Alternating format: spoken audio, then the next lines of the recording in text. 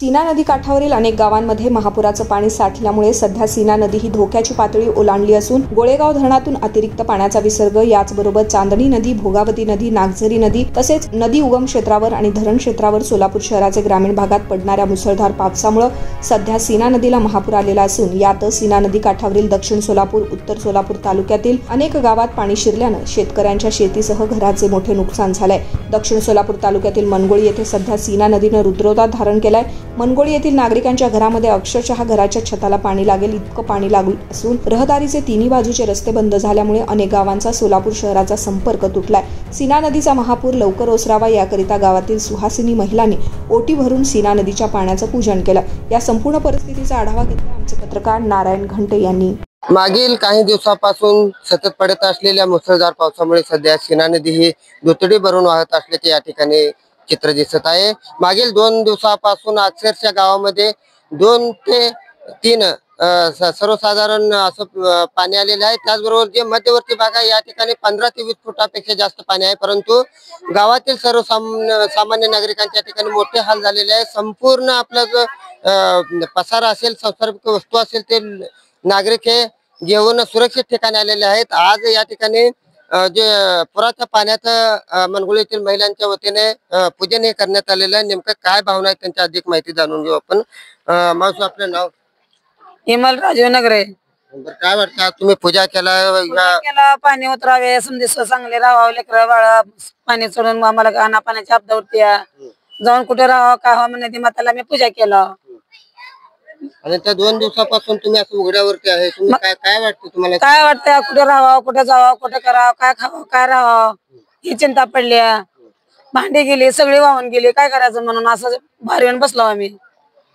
आता या ठिकाणी तुम्ही पुराच्या पाण्याचं पूजन केलेलं आहे, तर या ठिकाणी तुम्ही काय मागणी केलं? काय आम्ही हे नदीचे पाणी आहे ते सगळे वसरून जावं म्हणून मागणी केलेली आहे। बघा आता आम्हाला सगळं आम्ही घरदार सोडून असं उघड्यावर राहिलं, आमचं कसं लेकर बाळा कसं जगवायचे कसं करायचं म्हणून आता चिंता पडली। कुठं जावं, कुठं राहावं म्हणून हे चिंता पडली आम्हाला। आता मागील 2 दिवसापासून सतत मुसळधार पाऊस आणि पुराच्या पाण्यामध्ये सर्वसामान्य नागरिकांचं तुमचं महिला वर्गाचं सुद्धा या ठिकाणी मोठं नुकसान झालेलं आहे। तर आज तुम्ही प्रत्यक्षात या आलेल्या पुराच्या पाण्याचं तुम्ही पूजन केले, या ठिकाणी तुमची काय भावना आहेत? पूजन यासाठी केलंय की पाणी परत जावं महागारी, आणि ओटी भरल्यानंतर आम्ही असं ऐकून होतं की ह्या पाटलीत मावशींनी सांगितलं होतं पाणी जाईल ओटी भरल्यावर, पण त्या निमित्तानं आम्ही ओटी भरली असं।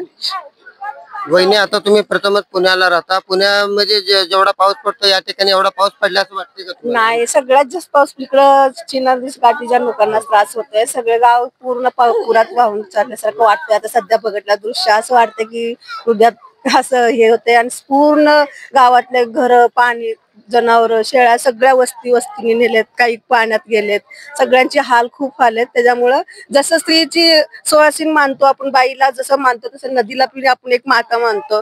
त्याच्यामुळं आपण जशी बायकांची ओटी भरतो तशी नदीची ओटी भरण्यात आलेली आहे। त्याच्यामुळे आम्हाला एवढं समाधान आहे की नदी मातेची पूजा करून की पाणी कमी हो याच्यासाठी पूजा केली हा आमच्यासाठी, म्हणून आम्ही हे पण कार्य पूर्ण केलं।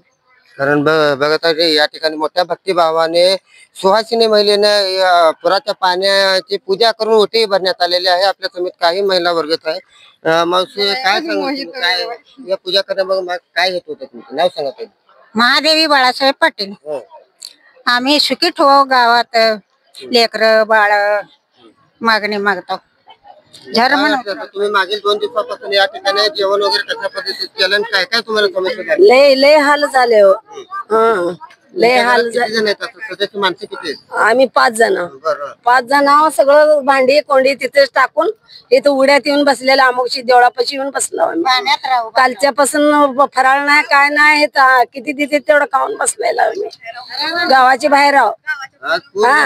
पूर्व करण्यासाठी पूजा केलं उतरव इथनं सरकार बिचारे काय म्हणतात तडतड, म्हणून आम्ही सगळ्याला हे करावं म्हणून हे केलं। इतिहासात प्रथमच एवढं पाणी आले का तुमच्या गावाला या नदीला? नाही, हेच पहिल्यांदा हेच आलेलं आहे। एवढं पाणी पहिल्यांदाच आलेलं, पहिल्यांदाच आलेलं, कवाच आलं नाही। कारण आपण बघू शकता, कारण पुराने संपूर्ण सोलापूर जिल्ह्यासह सीना नदी काठीमध्ये मोठा हाहाकार माजवलेला आहे. सर्वसामान्य नागरिकांसमवेत जनावरांचं सुद्धा या ठिकाणी मोठं नुकसान झालेलं आहे. अनेकांच्या घरामध्ये पाणी शिरलेलं आहे. कॅमेरामॅन रुद्राक्ष सर्जेसह मी नारायण घंटे, लोकप्रधान न्यूज, मनगुड.